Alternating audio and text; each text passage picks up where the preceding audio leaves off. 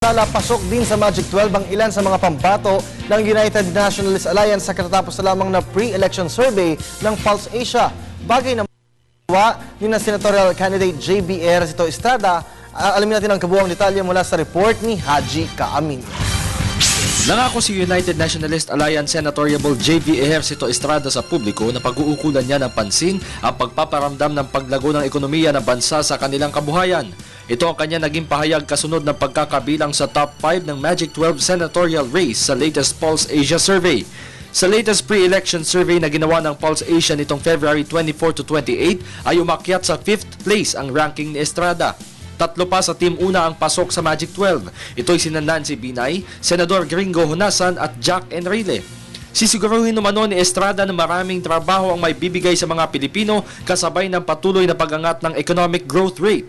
Nagagalak naman ng San Juan representative dahil sa tiwalang ibinigay umano sa kanya ng mga Pilipino base sa lumabas na survey, kung kaya't mas magtatrabaho pa raw siya ng mabuti. Matatandaan consistent na top performer sa mga pre-election surveys ang anak ni dating Pangulong Joseph Estrada.